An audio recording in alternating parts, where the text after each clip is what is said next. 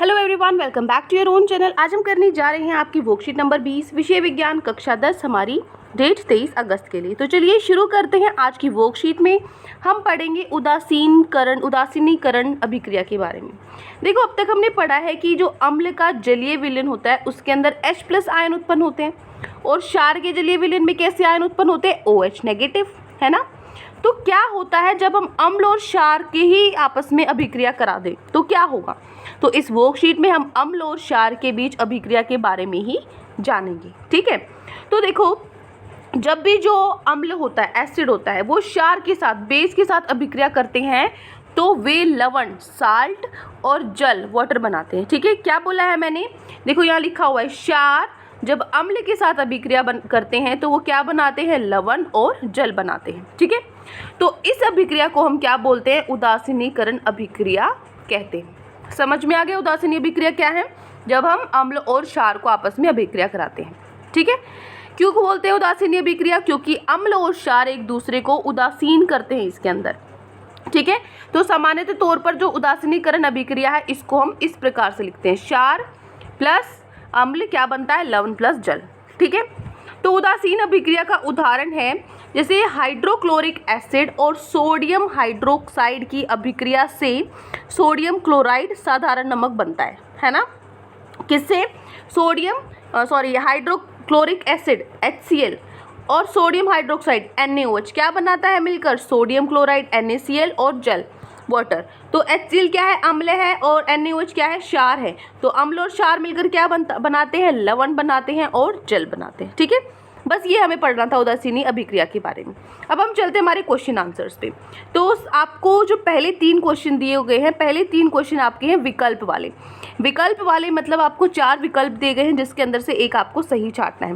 तो पहले क्वेश्चन से स्टार्ट करते हैं। पहला हमारा क्वेश्चन है, अम्ल और क्षार के बीच अभिक्रिया को निम्न भी कहा जाता है। अभी बताया क्या बोलते हैं, आयनीकरण अभिक्रिया, सामान्यीकरण अभिक्रिया, उदासीनीकरण अभिक्रिया या अवक्षेपण अभिक्रिया। अभी हमने पढ़ा जब अम्ल और क्षार के बीच में अभिक्रिया होते हैं उसको हम क्या बोलते हैं, उदासीनीकरण अभिक्रिया। तो कौन सा ऑप्शन सही है हमारा, C ऑप्शन सही है पहले क्वेश्चन का।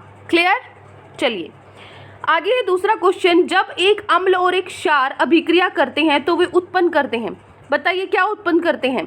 अभी बताया था मैंने कि अम्ल और क्षार मिलकर क्या बनाते हैं, बताओ, लवण और अम्ल, लवण और क्षार, अम्ल तथा क्षार या लवण तथा जल।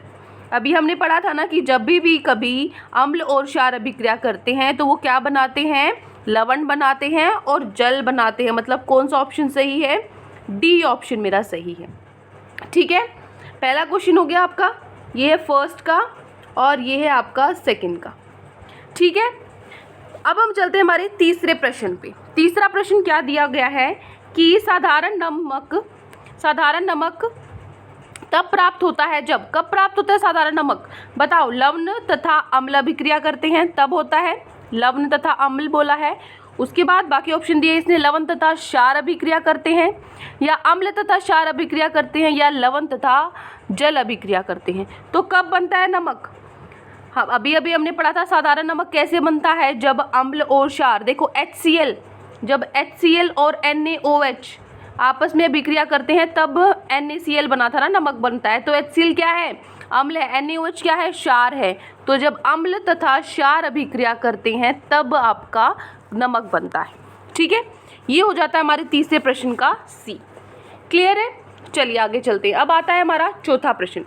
चौथा प्रश्न क्या दिया गया है कि निम्न पैराग्राफ को आपको पढ़ना है, ठीक है, और उसके प्रश्नों के उत्तर देने हैं जो आपको नीचे दिए गए हैं। पहला है, विज्ञान की कक्षा में टीचर ने प्रयोगशाला में साधारण नमक तैयार करने को कहा। आपकी जो लैब है उसके अंदर आपको साधारण नमक बनाना था, ठीक है। तो इस प्रयोग के लिए टीचर ने आपको अम्ल और क्षार दे दिया। तो कुछ विद्यार्थी को पता नहीं था कि प्रयोगशाला में साधारण नमक कैसे बनाया जाता है, तो आपको उनकी मदद करनी है। तो उनके कुछ डाउट थे, ये 4 क्वेश्चन का जवाब आप उनको देना। पहला है, साधारण नमक कैसे तैयार कर सकते हैं, बताओ कैसे तैयार कर सकते हैं साधारण नमक। तो अभी हमने पढ़ा था, आप लिखोगे फर्स्ट का, चौथे का जो A पार्ट है, हाइड्रोक्लोरिक एसिड और सोडियम हाइड्रोक्साइड की अभिक्रिया से। ये है आपका प्रश्न नंबर 4 का A पार्ट, ठीक है ना। सिर्फ इतना ही लिखना है आपको, हाइड्रोक्लोरिक एसिड और सोडियम हाइड्रोक्साइड की अभिक्रिया से। इस प्रकार से हम साधारण नमक बना सकते हैं। क्लियर? ए पार्ट हो गया। आगे बढ़ूँ मैं, कोई दिक्कत नहीं है ना, मैंने टाइप नहीं की क्योंकि आपको पता है ऑलरेडी आज वर्कशीट ही इतनी लेट आई है, तो हम फटाफट यहाँ से कर लेते हैं। लेकिन साफ साफ समझ में आ रहा है, देखो सिर्फ जो मैंने जिसके ऊपर सर्कल किया हुआ ना बस यही लिखना है, इसके अलावा एक वर्ड भी नहीं लिखना आपको, यहाँ पे आपका आंसर हो जाता है। ठीक है, चलो ए पार्ट हो गया। आगे चलते, इसको हटा देती हूँ मैं। बी देखो, अगला क्वेश्चन है, इसके लिए रासायनिक अभिक्रिया लिखिए। आपको जो ये साधारण नमक बनाना है आपने, इसके लिए आपको रासायनिक अभिक्रिया लिखनी है। लिख देते हैं यहाँ पे, अब ये तो हमने पढ़ी थी, है ना। तो ये लिखोगे आप प्रश्न नंबर, ये है आपका प्रश्न नंबर 4 का बी पार्ट। रासायनिक अभिक्रिया लिखनी थी तो प्रश्न नंबर 4 का बी पार्ट।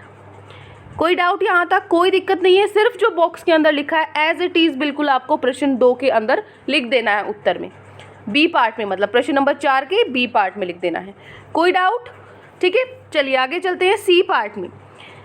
आगे आपको बोला गया है, क्या इस अभिक्रिया को उदासीनी अभिक्रिया भी कह सकते हैं? बिल्कुल कह सकते हैं, क्योंकि साधारण नमक कैसे बनता है?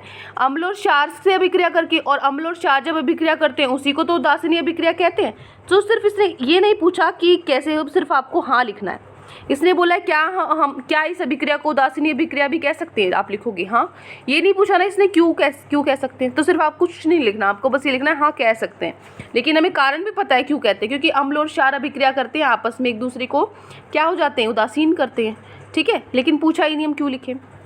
क्लियर? तीसरे का आंसर हो गया हाँ। चौथा है, इस प्रयोग में प्रयुक्त अम्ल और क्षार का नाम बताइए। ठीक है, तो क्या लिखोगे आप यहाँ पे, देखिए चौथे का आंसर यहाँ पे लिख रहे, ये तो तीसरे का हो गया हाँ। इसका उत्तर लिखिए। अब क्या बोला है, पहले इसने अम्ल बोला है, अम्ल। ठीक है, अम्ल क्या है, HCl है। फिर इसने बोला है क्षार पूछा है, क्षार क्या है, NaOH है। ये हो गया बस उत्तर।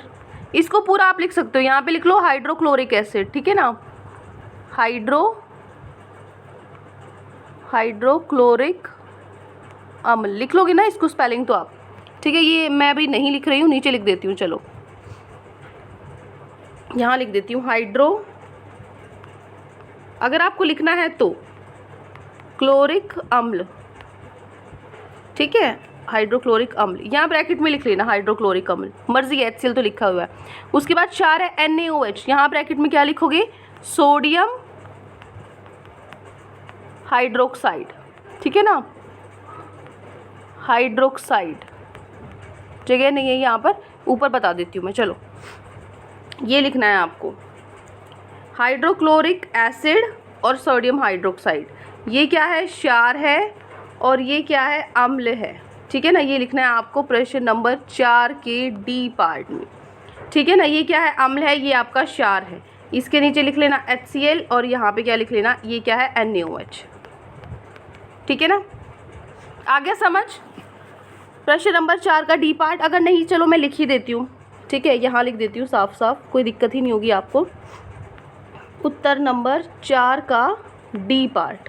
ठीक है, अम्ल HCl, ये लिख लो, हाइड्रोक्लोरिक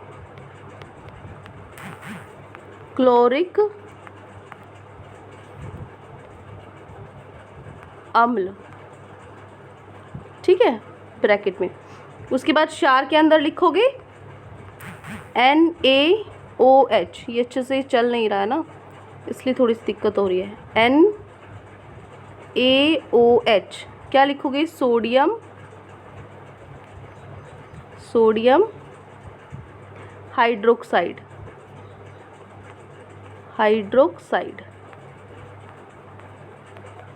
ठीक है, चलिए ये हो गया आपका प्रश्न नंबर 4 का डी पार्ट।